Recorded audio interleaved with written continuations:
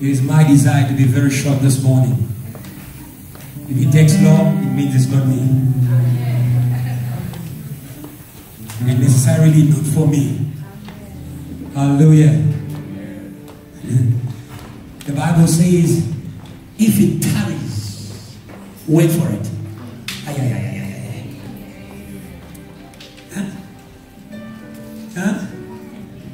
Some overtime services. It's not because the pastor wants you to know all the dictionary words he has in the Bible. It's because there's a promise that must be fulfilled that day.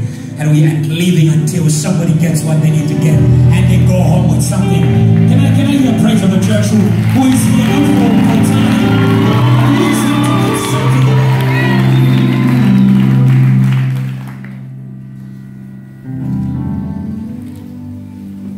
I'm a man of faith and I like to work by faith. This looks like a desolation, love. Can we please color it outside? As we end the cycle of destruction, it disturbs me every Sunday.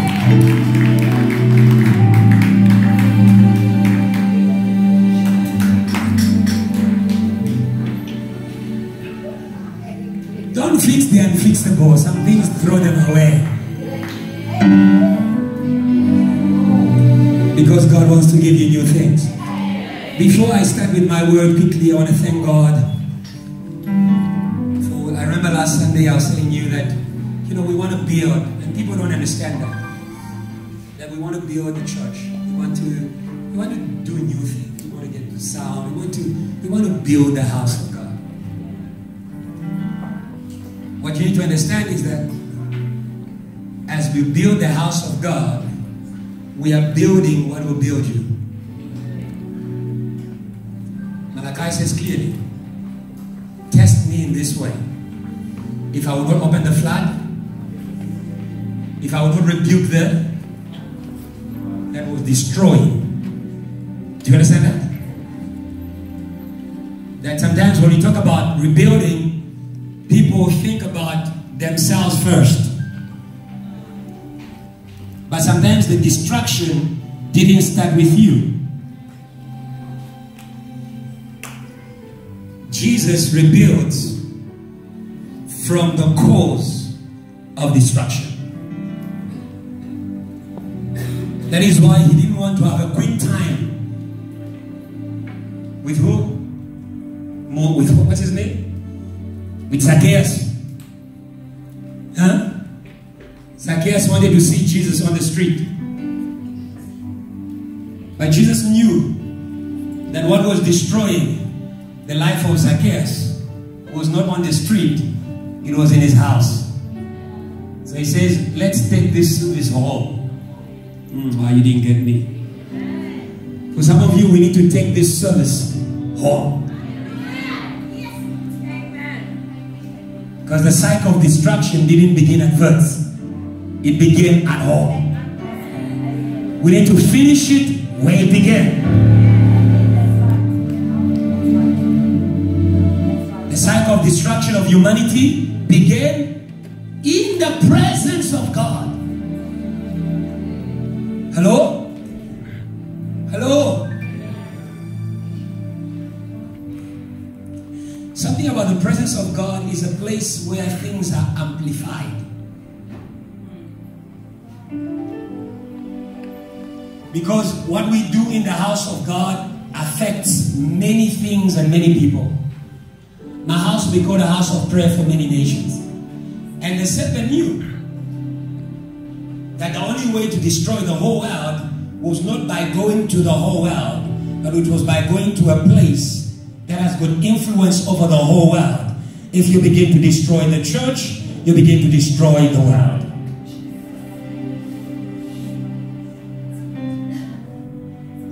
If you begin to divide the church, you begin to divide the world. Hello? In the same way, if you begin to rebuild the church, you are rebuilding the world. You are rebuilding humanity. You are rebuilding generations. This is where we rebuild. Hello? So you understand why the devil didn't like Peter? Because he had the revelation of that place from where we can rebuild many things. So I was saying, God bless you.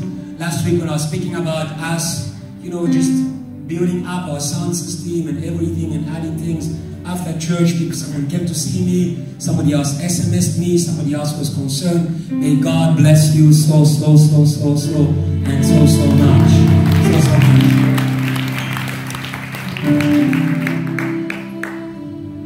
Because I know that you are contributing to the building of many people. And that is why, as a child of this house, even as a visitor, I want you to be connected with what is building you.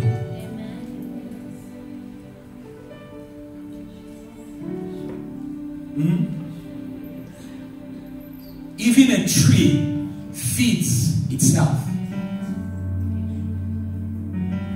Oh, there are no scientists here. There's potassium, there's all those things those ingredients that go from the roots, from the ground, go up the tree and go to the fruit. The tree feeds itself. I also want to say to you that the church builds itself. Don't wait for somebody else. Because you know that this is going to build. It's going to build. The problem is that you always want me to give you, you know, those examples that tickle you. Yeah. Some of you, you're waiting. We will bless it here. We will bless it here. You are having plans of preparing a 2025 wedding, but you are forgetting the place that is going to bless the wedding. Say amen. Hello? Can never care for what builds you. Tell them, I never care for what builds you. So today, as we declare the end of the cycle of destruction, and we are closing this theme, Purposeful Rings, we also want to announce you what comes next. Amen. Yeah, because sometimes you just don't be a Sunday goer. Huh? May God give you a revelation of the 7 years to come. That you know what to expect if you sit in JTL. Hello? There is something God was laying in our hearts, and I began that teaching while at an airport, and I believe that is something that would make many people to take off. So as we close today, Purposeful Rings, after today, for the rest of the year, until we close the year, we will speak to you about using what you have to get what you need.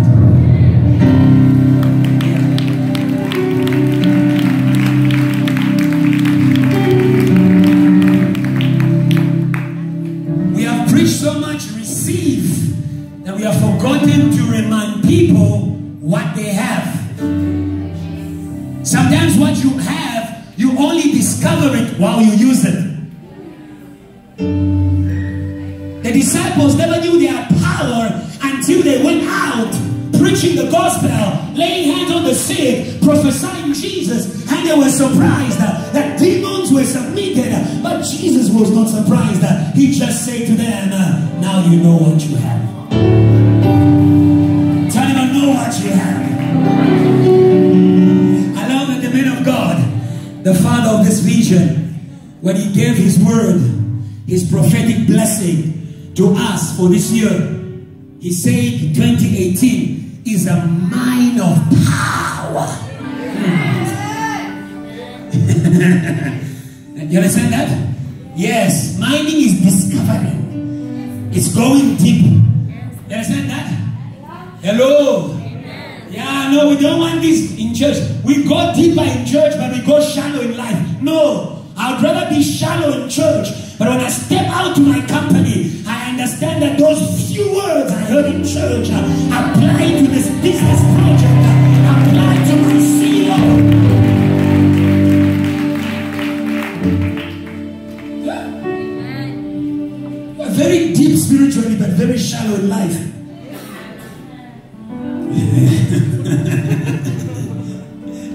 Hello? Hello? Jesus gave Peter a simple word that propelled him into the depths of fishing industry. That's what he said. He said, go deeper.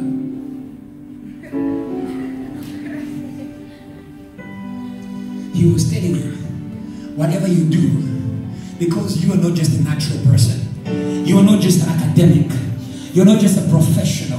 Whatever you do, do it in 2 dimensions. I will do it by the formula and by the word. I will study by the book and by the word. The Bible says they overcame by the blood and by the words of their testimony. That's the problem. Stop using the word in church and using dictionaries at work. I'll use the word in church. I'll use the word in class. I'll use the word in church. I'll use the word in our company. I'll use the word in church.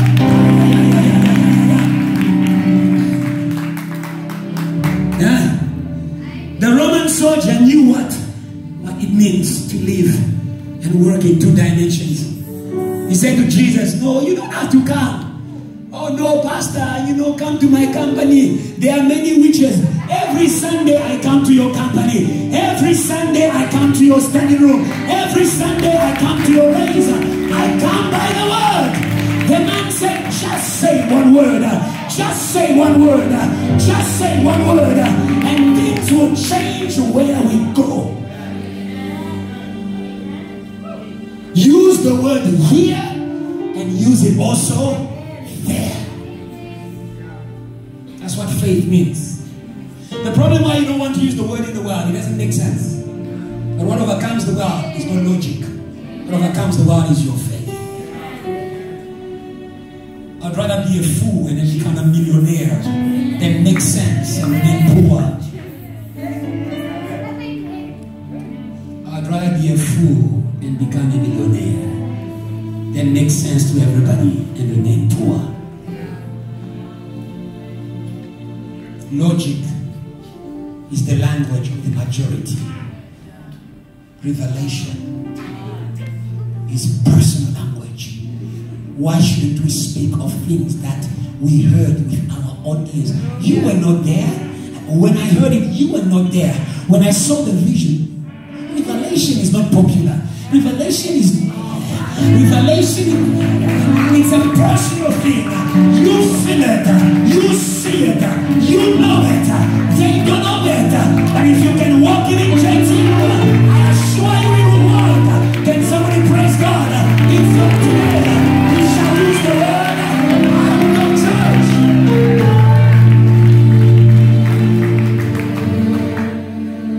Hello? Hello? You want to see miracles? Use the word out of church. Just go in and preach the gospel. Hello? This indoor preaching. No. Don't tell me a word. The thing is this. If you tell me about my earrings, my ears, my fingers, my nails, my color of my trousers, there will be nothing left to tell to me. Give me a word I can use where I'm going. Because where I'm going, it's bigger. Where I'm going, there are many issues. Where I'm going, there are many problems. Let's send people out there with the word. Send the word out. Send the word out. Send the word out. Hallelujah. Hallelujah. When God wants to heal, He doesn't keep the word to himself. He sends the word out. When God wants to raise, He sends the word out. Whatever words you have heard from God, send it out. Somebody shout, send it out.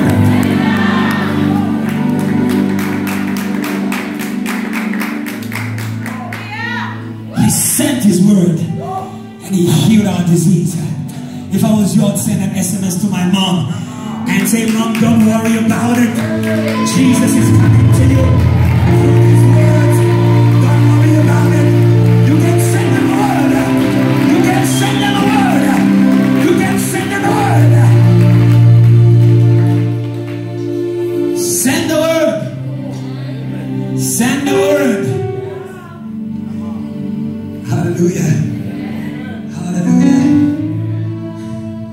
Because the word is a fishing net for God. Yeah?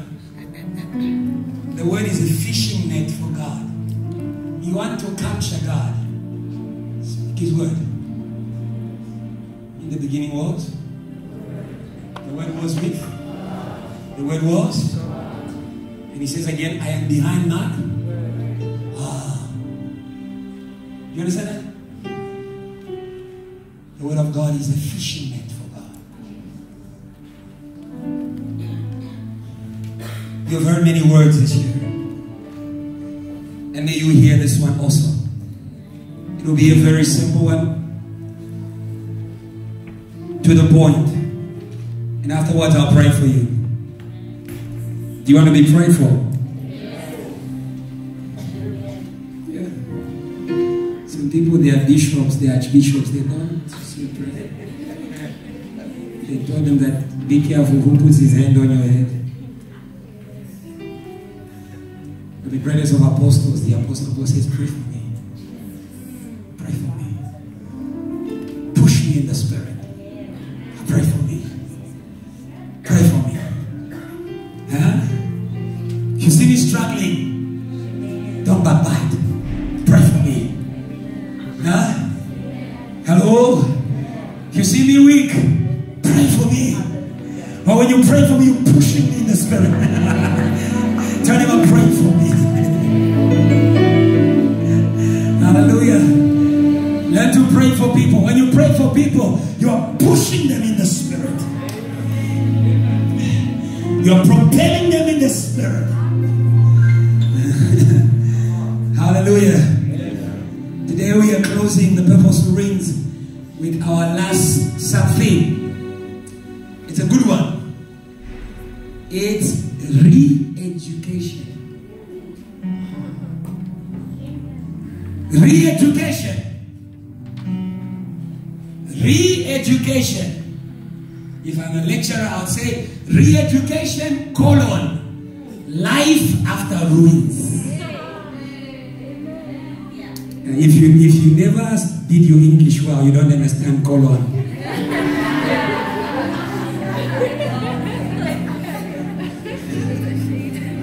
Oh, semicolon.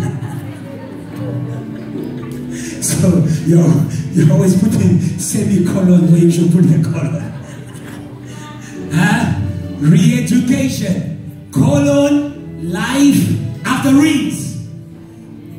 It is important for you to learn to live after your wings.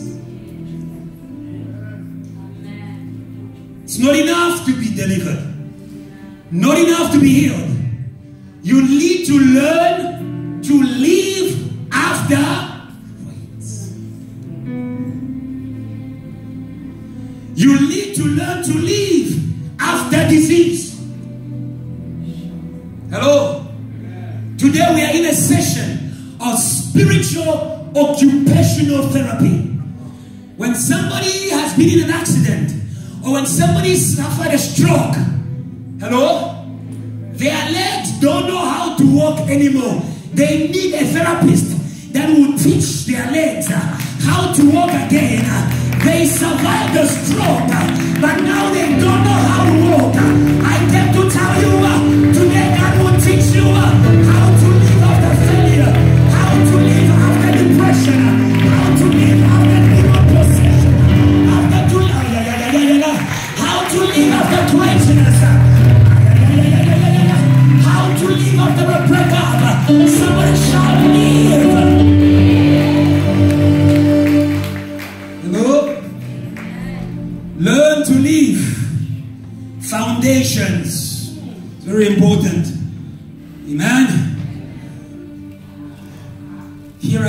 foundations of this sub-theme. Number one, rains are momentary but may have lasting effects.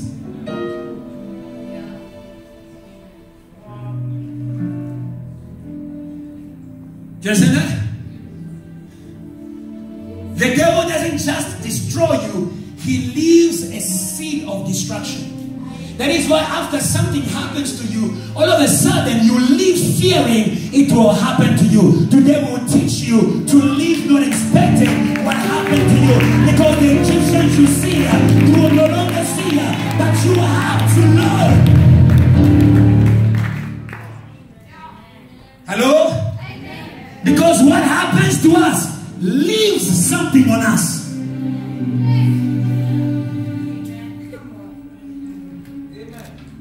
Hello? Yes. Sometimes even when you fall into sin, it leaves some guilt on you. Hello? God already forgave the sin. But every time the exam becomes difficult, oh Lord, forgive me for now I am a sinner. Your sin was already forgiven. You need to live after temptation. You need to learn to live after falling.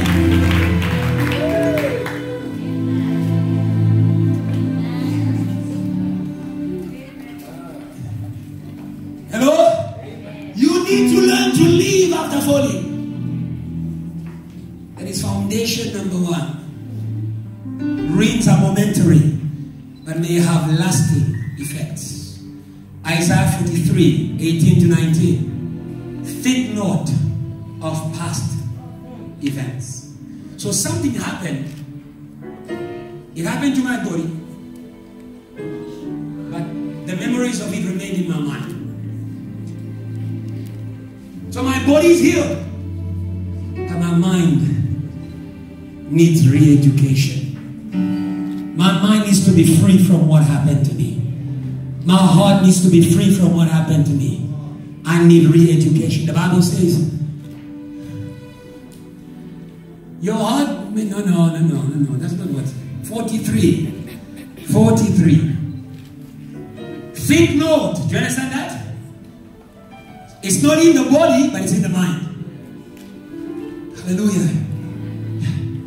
But today God wants to make you whole. You begin the good work and you will finish it. It won't end in your body. It will get to your heart. It will get to your mind. It will get to your spirit. Hallelujah.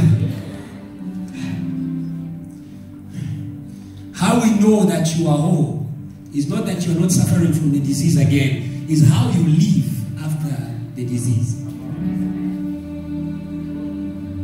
Hello? The Bible says quickly, do not remember the former things, nor consider the things of old. Continue. Behold, I am doing a new thing. Now it shall spring forth.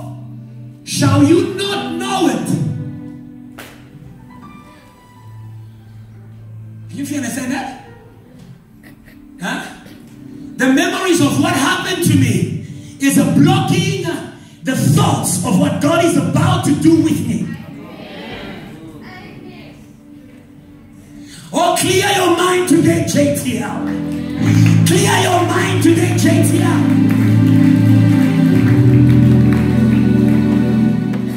There are spiritual clouds. There are also physical clouds. I came to tell you that your thoughts are physical clouds. That sometimes before you begin to experience the rain of wealth, the rain of fame, the rain of success. Today we know Dr. Tumi, not because of his degree, but because he had an idea of a new way to worship in South Africa. How will you have an idea of a new way to do business in Johannesburg if the mindset of the failed business is new in you? In the name of Jesus, may God take out that mind, that memory.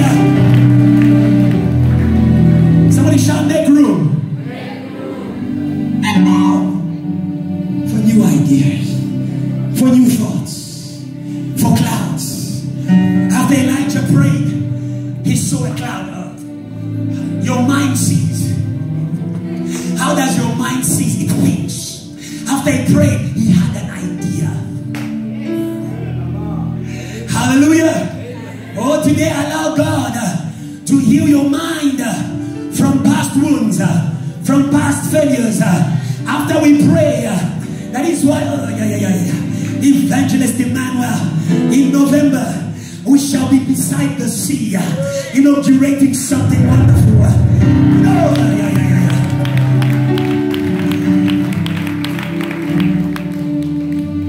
Hello? Hello? Hello? Gone are the days where God is sending you miracles, money in your phone. No, God will send you ideas, because the money will finish after you use it. An idea shall remain. Will be a franchise. Coca-Cola is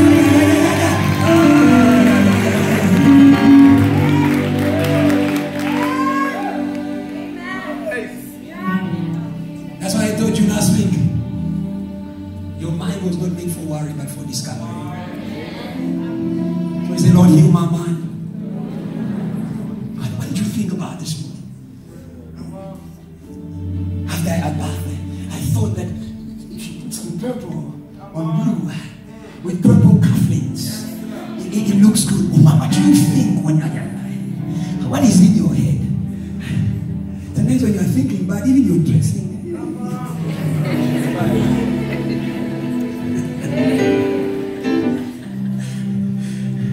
you just don't care anymore. Hallelujah. You will learn to live.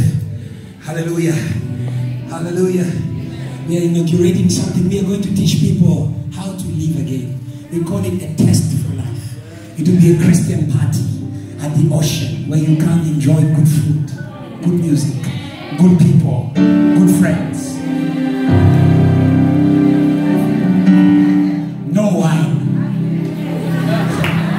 Grape juice.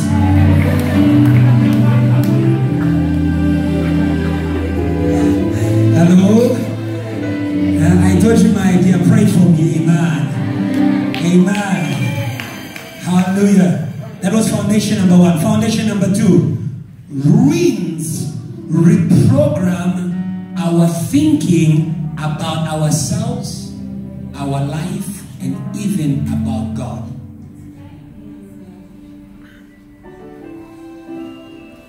Do you understand that? That's why I should say to people, what is happening to you is not just happening to you. It's not just happening to your body. It's not just happening to your marks. Huh? It reprograms. Hello?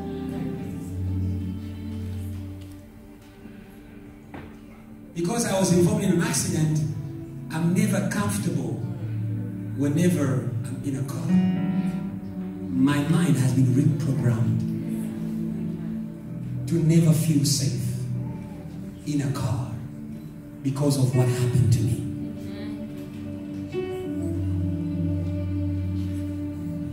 You understand when the devil is called cunning?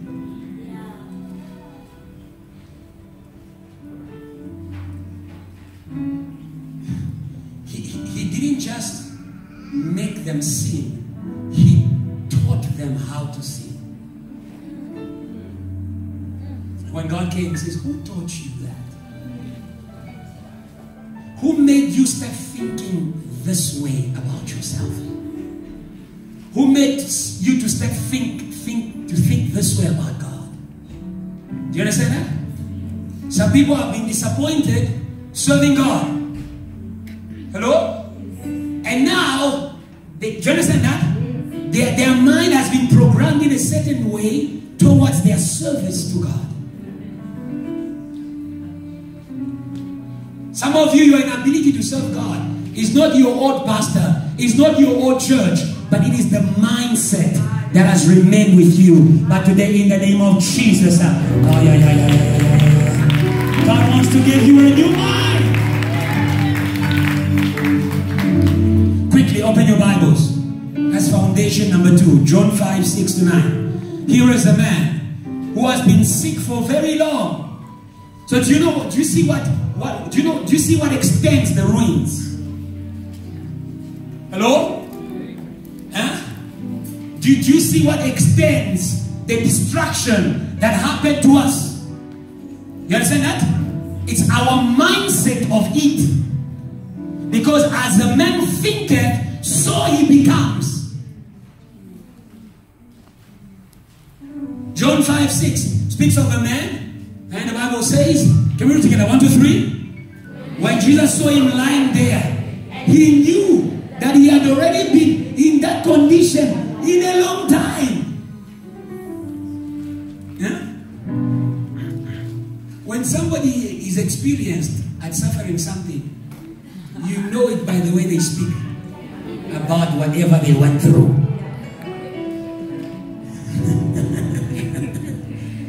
Huh? And he said to him, do you want to be made well? Love it.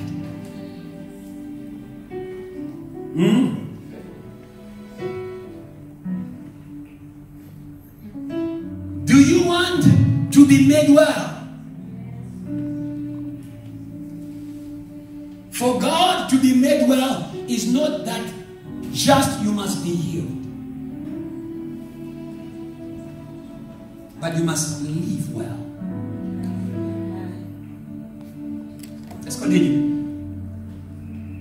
The sick man answered him, Sir, I have no man. So that was his mindset. For how many? For 30, 38 years. That was his mindset. I have no man.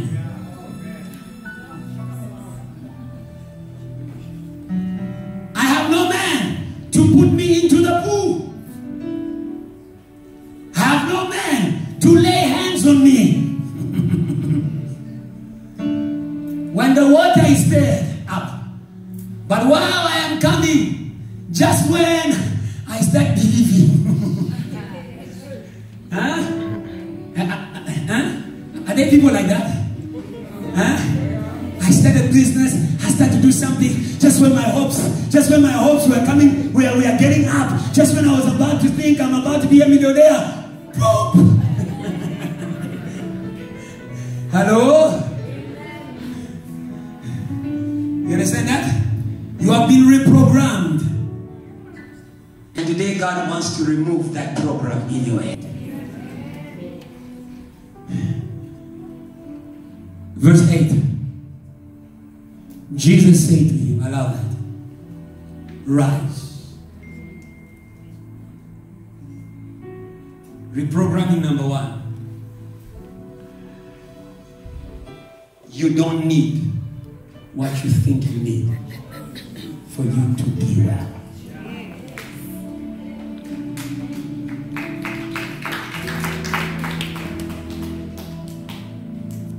He thought he needed a man. And after needing a man, they needed to run to the pool. But Jesus says, now, rise. Do you understand that? Do you understand that? That these thoughts we have of what happened to us, they are carnal thoughts. May God give you a revelation of what happened to you. Or like Joseph, you will not hate your brothers. Or like Joseph, you will praise God, they hated you. Or like Joseph, you will thank God, they threw you in the pit. Or when I have a revelation of what happened to me, what happened to me becomes a purposeful.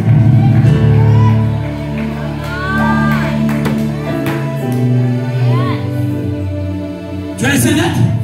But when all I have is my thoughts of what happened to me, I'm in a prison. I'm stuck in my condition. Today we are breaking that condition in the name of Jesus. God will make you understand why it happened. All things work together for the good of them that love the Lord. If it happened to you, there is some good in it. And today you need revelation of the good in it.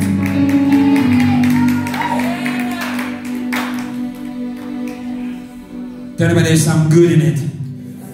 Rise. Take up your bed. Huh? Rise. Take up your bed. But I love the last part. And walk.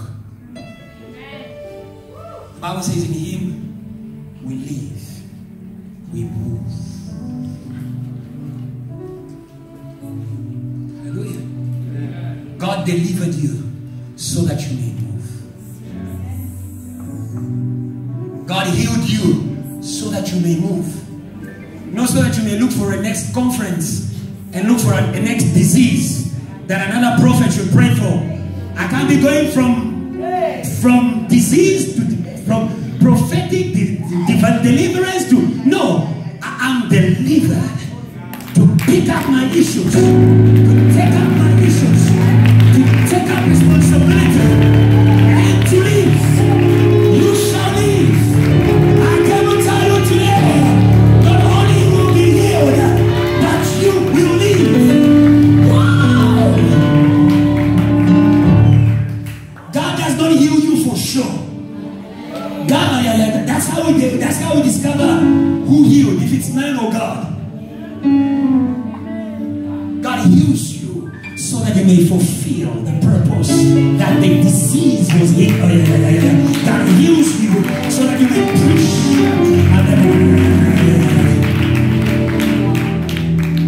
Hello. Hello. Yes. That's why I'm happy preaching the gospel. Because God healed me.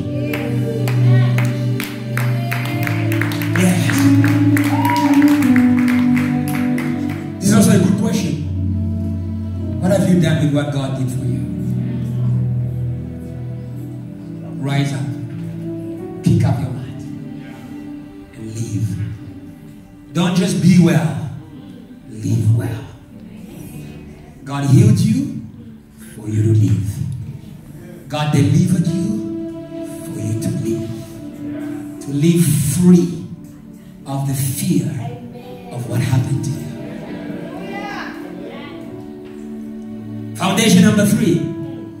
Without re-education, ruins may come back in a deeper level. Because I know you love that word. It's the trending word in church. Without re-education. Do you understand that? If we just, you understand that? If we just take care of the problem, but forget the person who went through the problem may come back and worsen the state of the person. Hello? Let's read Matthew 12:43-45. This is speaking to us about a demon-possessed person. Quickly. The Bible says, when an unclean spirit, hallelujah, behind some of your sins, it's not an urge, it's a demon. No, you have an urge for this, you have an urge. There's a demon. And today we'll kick him out. Oh. If the Holy Spirit has fruits, it means when you are connected to the Holy Spirit, the truth, you begin to feel the things of the Holy Spirit. You begin to feel love. You begin to feel joy. You begin to feel kindness. Okay, good. Let's turn it around. If you are connected to another tree, an unclean spirit, you begin to feel the fruits of that spirit. Lust, hatred, jealousy, and forgiveness. Today, in the name of Jesus, we are cutting off your link. Every unclean spirit, you will produce the fruits of the Holy Spirit. Can I hear praise of people who want to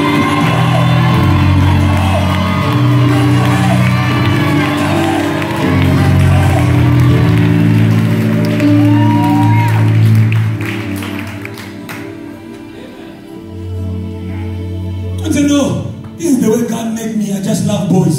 God didn't make you like that.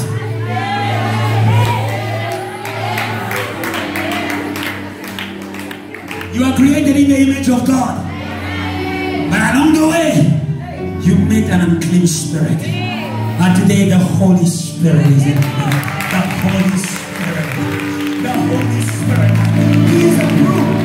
He is a broom. He is a broom. He is a sweeping up. He is a sweeping up. He is sweeping the race. He is a sweeping up.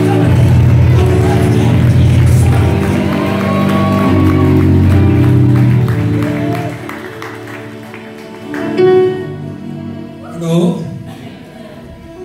Re-education. Without re-education. That is why when God delivers somebody in church, I remember a sister one mentioned her name. Right after God delivered her, Marjorie is here. Oh, she's not here. We prayed for her, cut off the things she was wearing around her stuff. If you're wearing things around your stuff, you must know you are connected to a spirit. Today, allow us to cut it in the name of Jesus. Allow us to cut it in the name of Jesus. And after deliverance, what we did is we put us straight into serving God.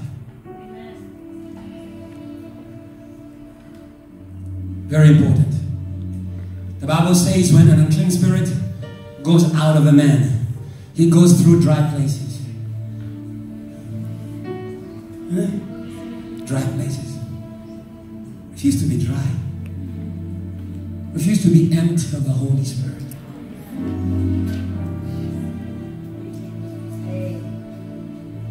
Emptiness attracts spirits.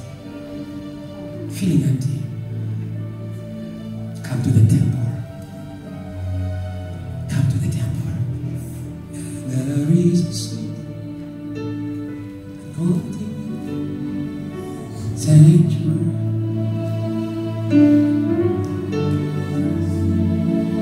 In me.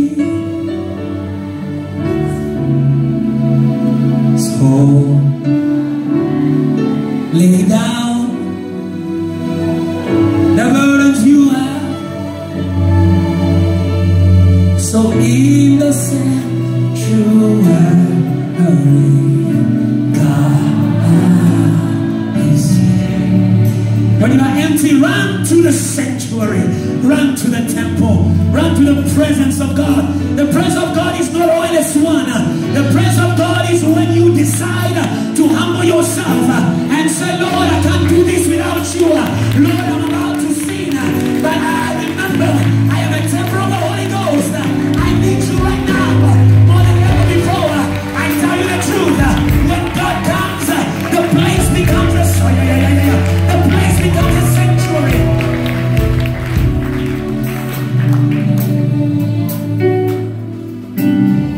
What makes it a sanctuary is not the decoration. It's the Most High God. Yeah? Forget Moses' procedures. You must go through the outer gates and then the holy place. No, by the blood of Jesus, Siangena straight to bedroom, straight to bedroom, straight.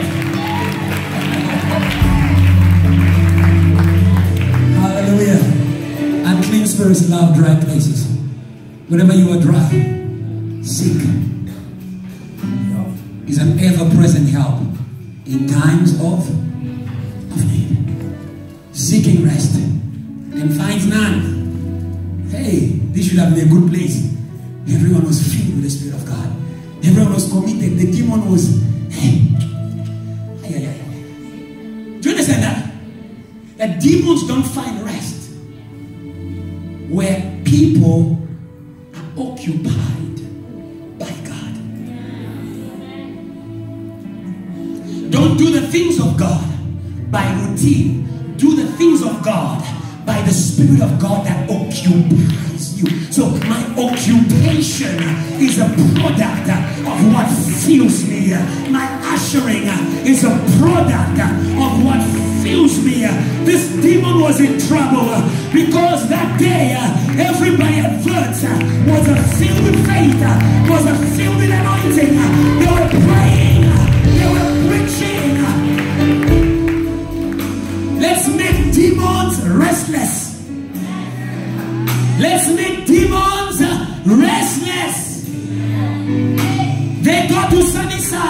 exam prayer. They go to Jubilee, exam prayer. They go to men's race, exam prayer. They go to Brandega, exam prayer. They go in the city, exam prayer. They have nowhere else to go. You are going back to hell. You are going back to hell. You are going back to hell. You are going back to hell. You are going back to hell.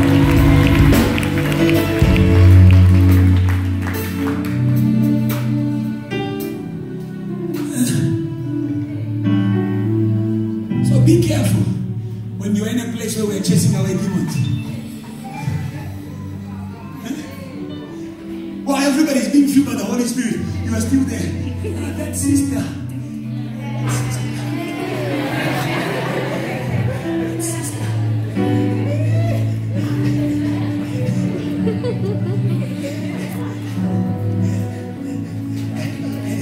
And your double grudge becomes a double bed. When the demon says, I found the place. Or somebody telling you like, do not disturb. Fully occupied. Have you ever been to a hotel? When it's, you understand that? When there's somebody inside, what they put outside the notice, do not disturb. Even cleaning, house cleaning, whatever you are, it's occupied. When the smoke filled the temple, no one could go in, even the priest. Servants of God and leaders, let's learn to respect the presence of God. Do you know what? I'm preaching too many things at the same time. But you are an intelligent church, so we dare teach you X, Y, Z, square, round, and you get it. When Eli discovered that God wanted to fill the boy, he stepped out of the way.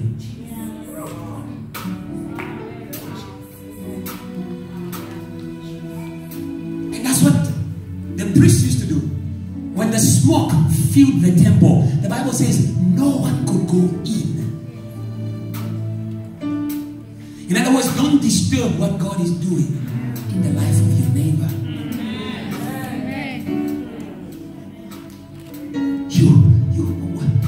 You have nothing else to do. Since you started praying, do you know who's filling the room?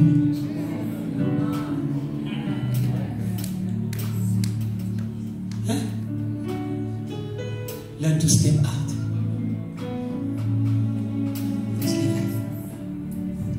I learned that from my father. I remember when I was growing up in ministry. I'm going to finish. It's already 11:30. Like he said, most of these sermons are books. Oh, actually, by the way, if you're a writer, we've got 2 books we want to release next year. The God of Miracles and Purposeful Winds. All we need, we're going to take the sermons. They're already recorded. We just need somebody who can give them the form of a book. And I know some of you are here. We must speak about it. That some people have got power in their hands, not in the mouth. So, yes, if you are here, we'll audition.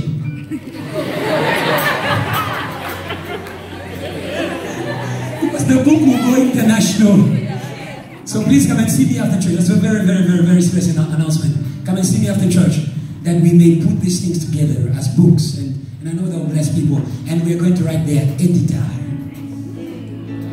Mr. Adelaide. Yes.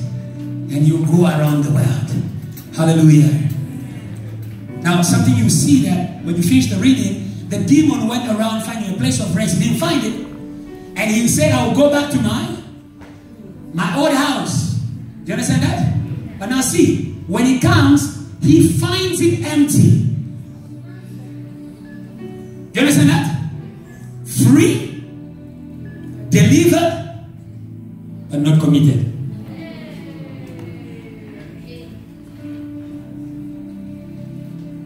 Do you understand that? Huh? So after the read, you need to learn to commit to God again. Because the ring came to hinder you. While this temple was a temple of the unclean spirit, this person was not anymore an intercessor. They began to do unclean things. Do you understand that? need to re-educate them. We need to fuel them again with a life of consecration, with a life of prayer. Maybe you're in this place, something happened to you. Your life of prayer has died. Your faith life has died. Today, in the name of Jesus, we call upon the Holy Spirit. He will come and fill you again. Praise God if you're that person. Praise God if you're that person. Hallelujah. I'm going to go quickly from here. Foundation number 4. Believe in life after rains. Believe in life after rains. Hallelujah. Hallelujah. Amen. Yes, in this rehabilitation, re-education is just a program of rehabilitation. Amen. Yes, your faith is important. When Satan attacked Peter, one thing that was touched was his faith. You'll find it at home. It should be in Luke 22. Luke 22:31. God bless you, you're a man of God. Not just by the beard. You have the word in your head. In Luke 22:31, Satan claimed Peter in order to crush him. Hello? That is why Peter denied Jesus. But Jesus prayed for Peter. And so Jesus says, he says that after your faith has returned, I have prayed for you that your faith should not fail. And when you have returned to me, do you understand that?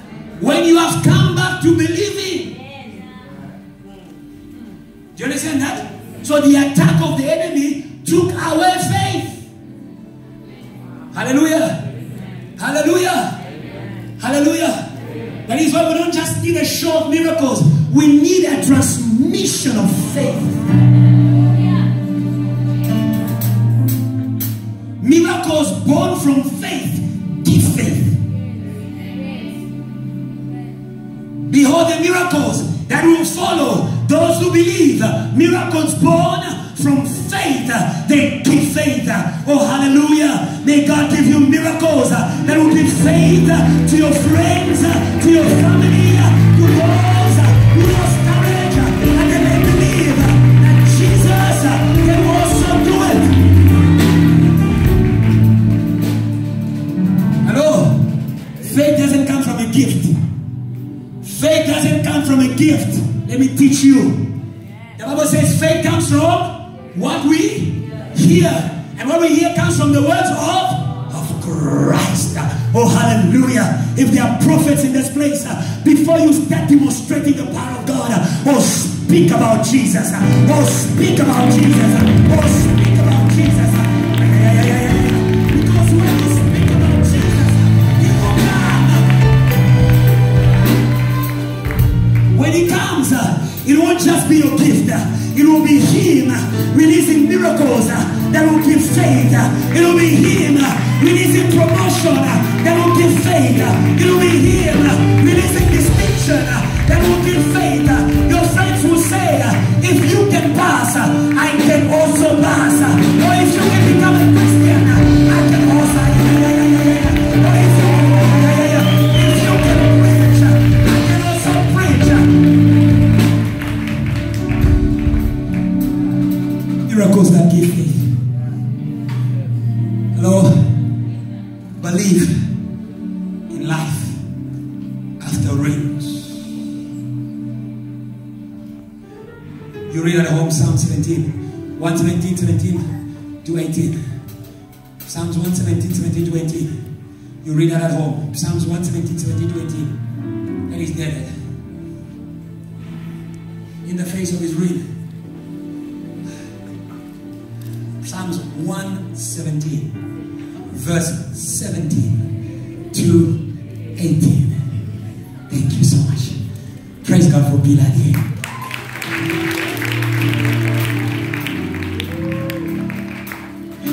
17, no one, 17. David says, I will not die.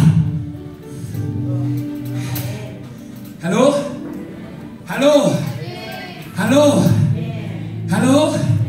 Because you know that the devil is not just after your body. It's not just after your money. You understand that? It's after your ability to believe that you can create wealth after a failed business. So when David saw the rain coming, he already began to prophesy about his life after the rain. He says, you may come, but I will leave afterwards. You don't understand me. I may lose a leg in the process. I may lose a hand in the process. That's occupational therapy. Someone may lose a hand, but you will teach them how to drive with one hand, or you will teach them how to...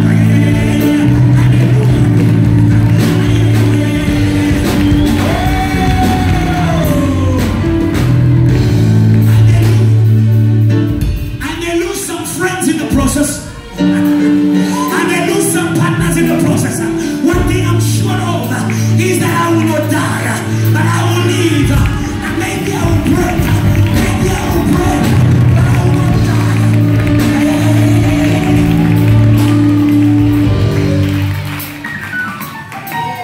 I will not die. I will not die. I will not die. Maybe this exam will be challenging. Let you prophesy in as you ride. Maybe you look challenging. Maybe you will break a leg. But one thing I know, I will pass with one leg, with 50%, with 60%. One thing I'm sure of.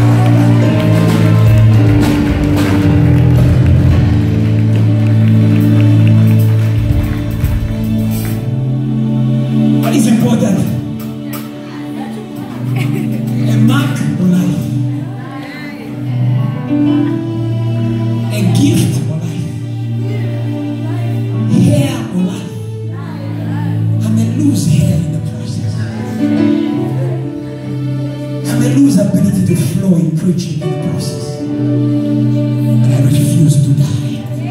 I refuse to lose my purpose. I shall live. Somebody shout, I shall live. Somebody shout, I shall live.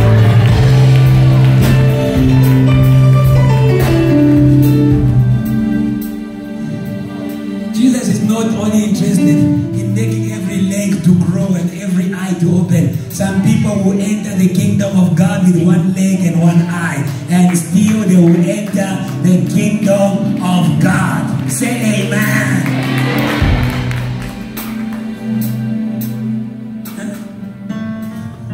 There's so much of a perfectionist. Hallelujah. Even after the cross, Jesus had the scars, but he had the resurrection. Hello. So what are you interested in? In scars? You can cover up scars with makeup. Thank God for makeup. But living is important. In another session, maybe, because we don't have time, he'll teach you the life that awaits you after rains. That's not my sermon. He didn't just say, I will live. He says, I will live to declare the works of God. It means that they are works of God that we only experience after a ruin. Before the ruin, Samson used to kill 10,000 Philistines with the jaw of a bone. That was wonderful. But after the ruin, he finished them all. He finished them all. He finished them all. My friend, tell your neighbor, leave. Tell your neighbor, leave. They are works. And they are sermons, my brother. They are miracles. They are stadiums.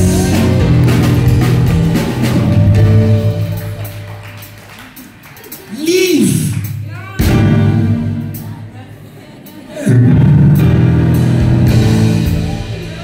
They are men of God.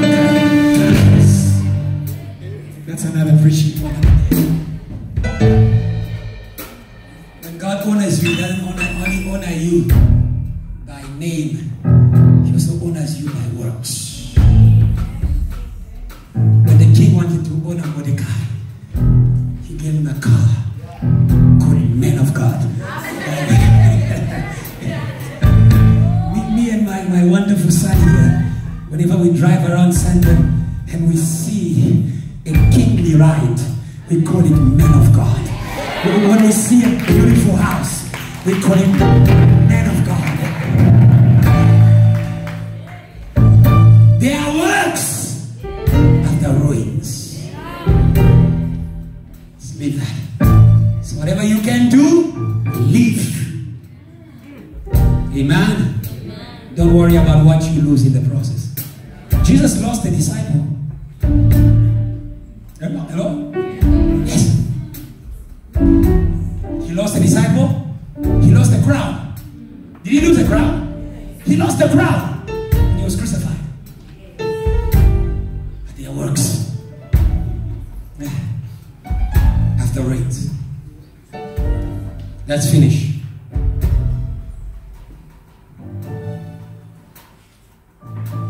How to live. I want you to note this and we're going to pray. How to live after collective ruin. Sometimes there are certain ruins that happen to you personally, but there are ruins that happen to you collectively. As a family, as a church, as a company, as a community. And you need to learn how to live after that kind of ruin. So I'll say number one, how to live after collective ruin. Nehemiah chapter 1, 1-4. You know the story of Nehemiah? Nehemiah was in a good place. But his people were in a bad place.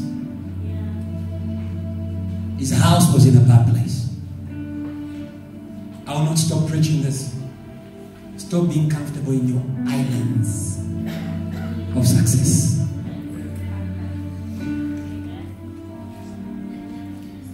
Hello? So how to live after collective ruin? Number one, you read at home, Nehemiah chapter 1 from verse 1-4. Are you there? Say amen if you are there. Amen. Say good amen if you are there.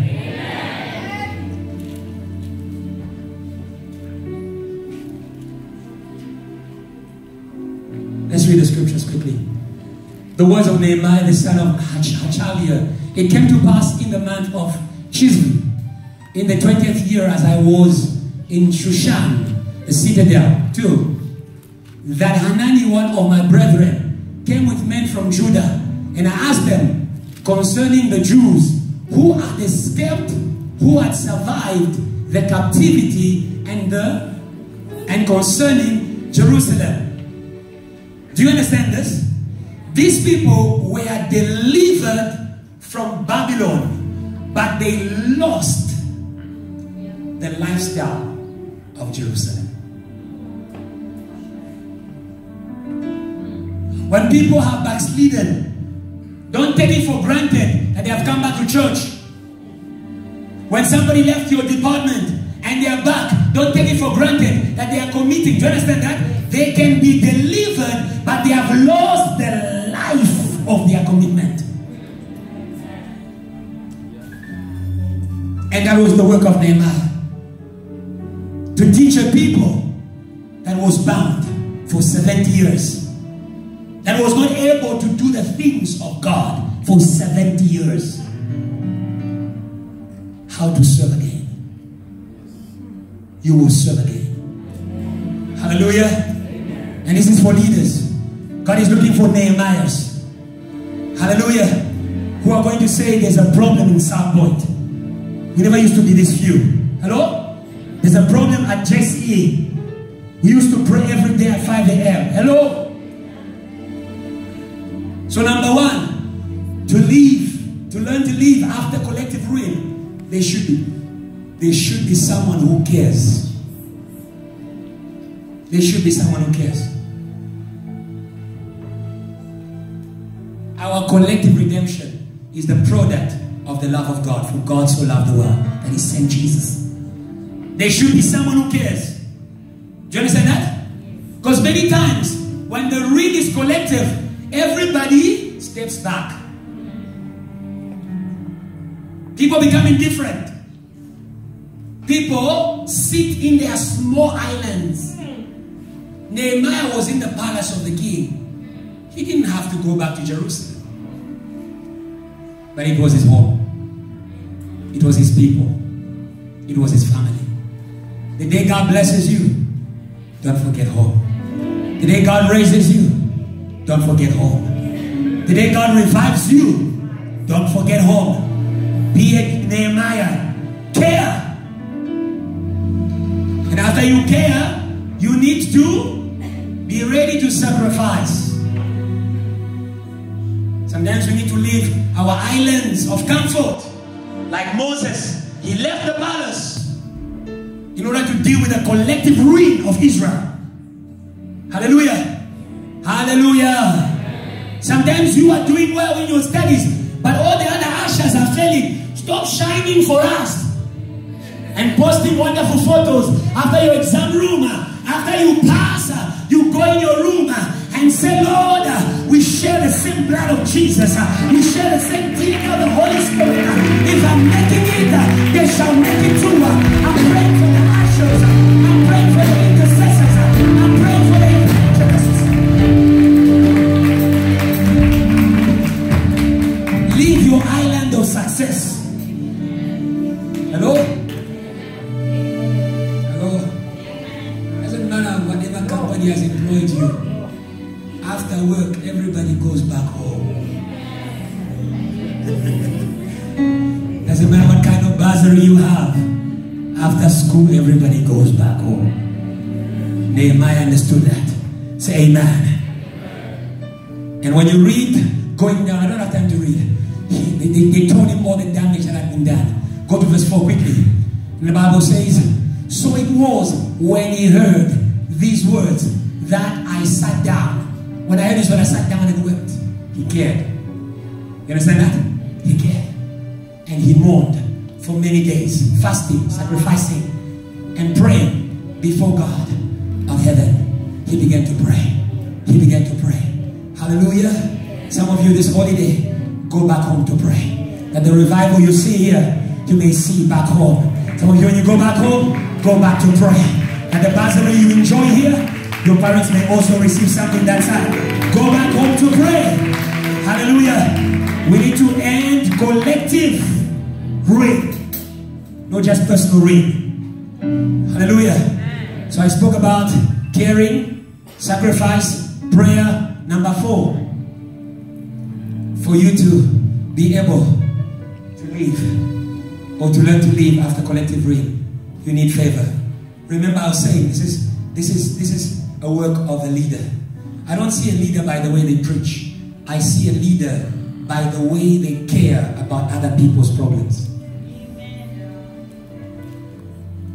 Jesus said to Peter, Peter, do you love me? Feed my sheep. Say amen. If you read the scripture, verse 10, going downwards, he found favor with the king. Hallelujah.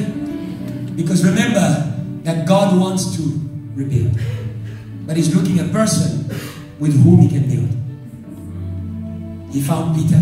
Amen. God wants to rebuild. So when you stand up for your family, for your campus, for your company, you have a partner called God. What is grace? Grace is partnering with God. Oh yeah. I have a partner. Yeah. I have a partner. Oh yeah. His power is my power. His angels are my angels. Yeah. When they say to Mary, you are highly favored, they were saying to her, the personal bodyguard of God has been sent to you. I am Gabriel. I stand in the presence of God. I am the personal bodyguard of God. But because God wants to partner with you, He will send you as a person. He will send you as a person.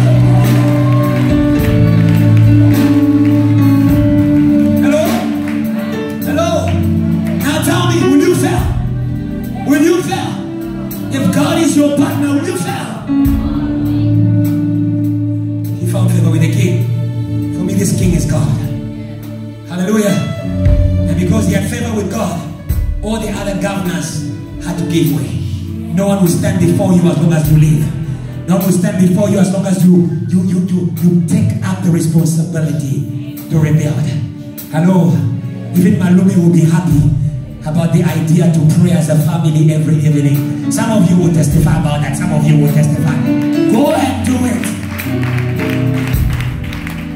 Remember what I said in the beginning? Send the word. So you're like, Pastor Malume, prayer. Malume is not God. When Malume sees God with you, he will bow down. That's what favor does. For collective rains, for people to live after collective rain, we need to work. After he had the favor, we don't receive favor to sit down. We need to start working. We need to start reorganizing, because the rings disorganized. Hallelujah. Yeah. Somebody left their work. The assistant usher is not there anymore. Assistant shepherd has left. Do you understand that? Collective ring. You understand that? My uncle doesn't care anymore about us. The firstborn doesn't care about the family anymore. Do you understand that? So we need to work to reorganize. It took work. Nehemiah went to work. And that's why this holy day, we are going to be working. Amen. Hallelujah. Hallelujah. There is some damage the enemy has done in the year. But we thank God that the time has come to rebuild the ruins of many generations. The last point. How to live after personal ruin. Psalms 18:17 to 18. Do you allow me to finish my sermon?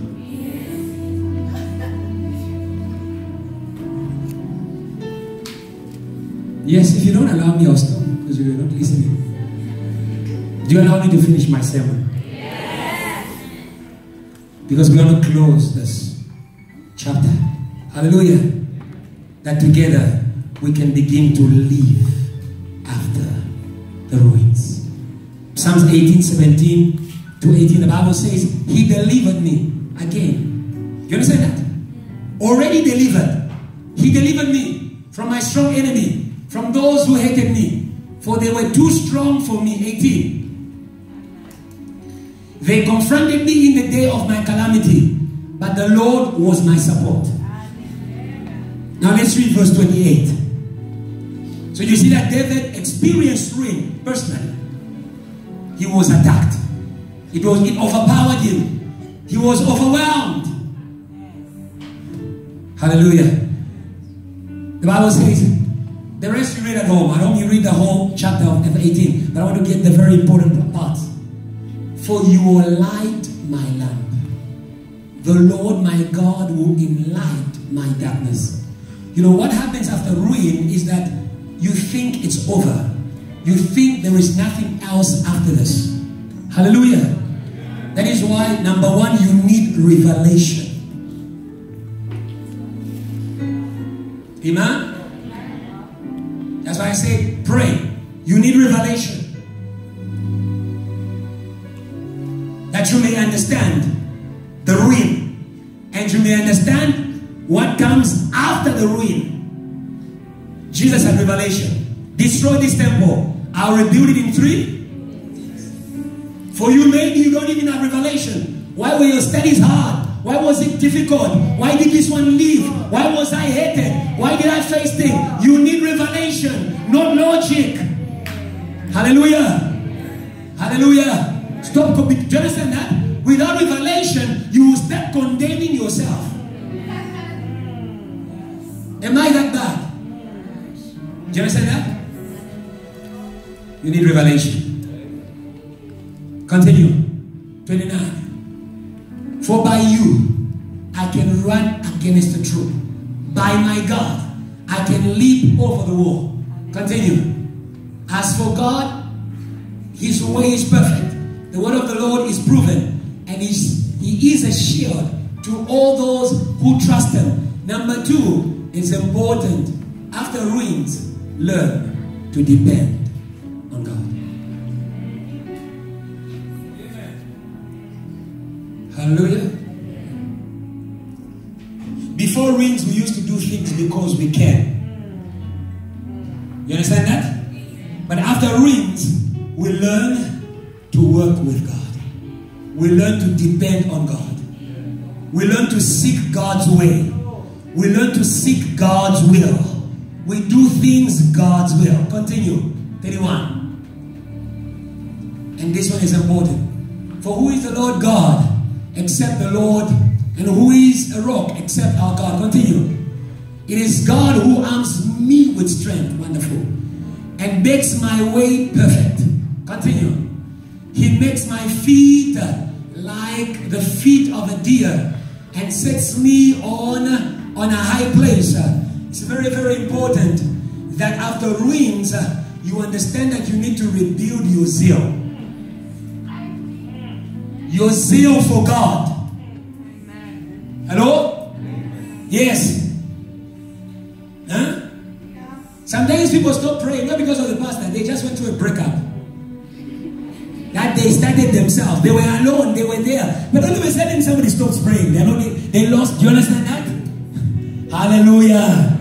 You need to be fired up again. Today God will give you some legs. Hallelujah. Hallelujah. For you to run again. Hallelujah. Amen. Yes. Don't do it like other people. You understand that? Other people have been well, but you lost your legs. When God gives you a second chance, you can't do it like them. You can't pray like them. You can't come to church like them. They don't know what you went through. They don't know you couldn't pray. They don't know you couldn't smile again. Somebody say amen. Let's continue. He teaches my hands to make war. Hallelujah. Hallelujah. I love this one. If you speak to people who do occupational therapy, for people to believe that they are going to walk again, they need to fight. Because the first time they try, the second time they try, but you need to be a warrior. Lord, I've lost my legs. Lord, I've lost my breath. But I will fight. I will push. I will go again. I will study again. I will study again. I will go from tutoring again. Somebody praise God if you're amazing.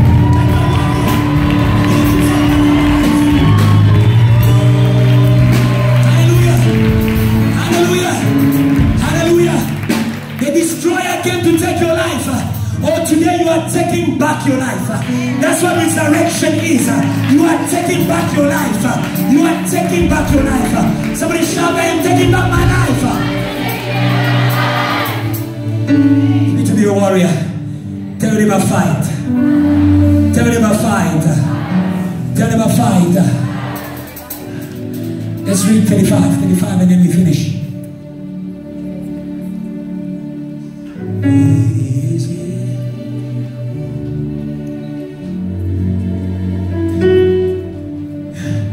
You have also given me the shield of your salvation, protection. Your right hand has held me up. Your gentleness has made me great. There's many things you can pick up for yourself. Continue. You enlarge my path. You know, life after rains can make you discover other skills that you have, other territories you can possess, other businesses you can try, other things you are good at. Somebody shout enlarge. Somebody shout enlarge. Hello? Hello? You understand the purpose in the ring? Because you saw yourself in one lane. You saw yourself in one lane. Today we are taking you to highway. Or you're going to be driving on 4 lanes. You're going to have space to cruise. There are other things about you. If a grain of wheat does not fall to the ground and die, it remains alone. Amen. Stop riding in one lane. Tell them, let's go to the highway. Let's go to the highway. You're not just an MC. You're a preacher of the gospel. You're a preacher of the gospel. You're a preacher of the gospel. It will be good one day to hear. My name is Minister cause him to see. Preacher, hello. May God enlarge your path. Hello. Huh? Who said prophets should only prophesy? There is Anna in the Bible. You're a prophetess. She was an interceding prophetess. He said, look. So it means she saw the coming of the king. And she started to call the things that are not as though they are. Interceding prophetess. When you see it, call it. When you see it, call it. That building, call it. Call it in the name of Jesus. There's some interceding prophetess in this place. When you dream about it, begin to call it. Begin to call it. Hello. Hello. Stop driving in one lane. Stop driving in one lane. Let's go to the highway. Oh. Hello. Hello. Hello. Moses was a prophet, a shepherd, and a teacher.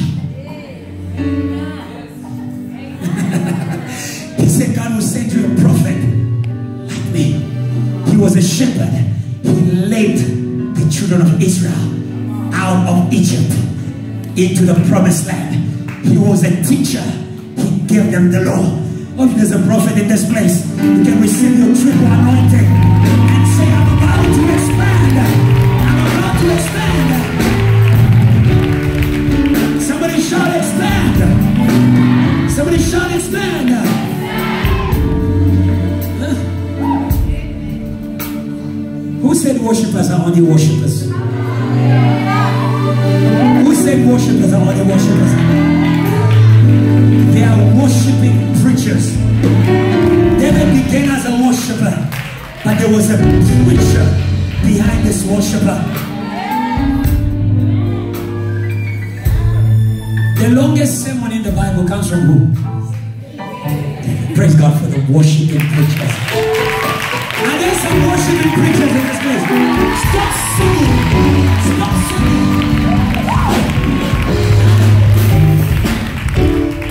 Give you the mic. I feel the Holy Ghost in this place. I feel a word for somebody. I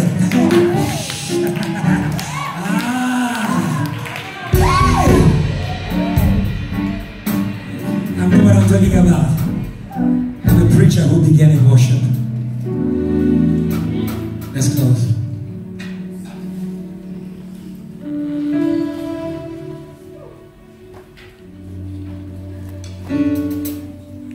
Who does this re-education? Who does it? The Holy Spirit. And that is our prayer today. There are things I didn't speak, but you are going home with a therapist called the Holy Spirit. Yes.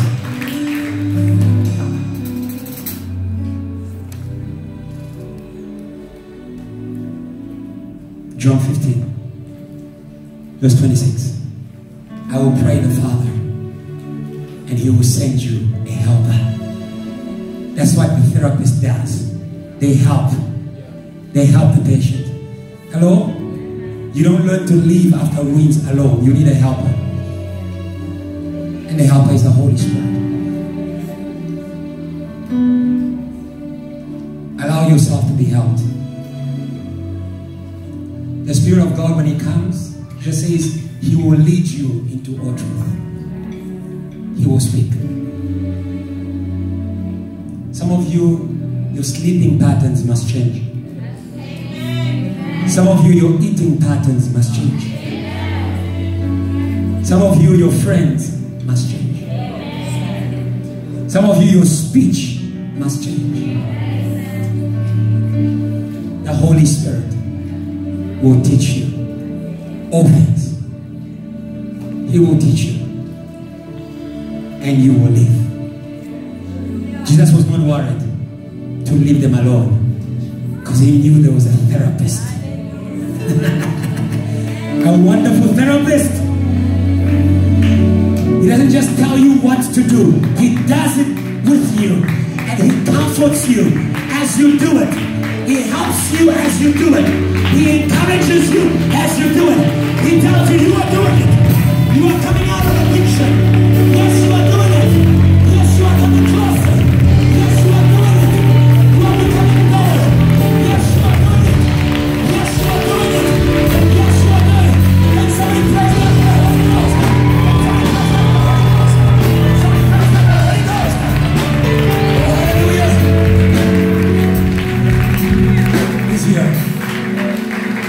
Wherever you are, I ask you to stand up.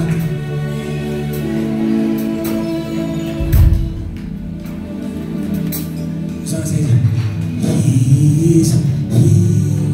He is here.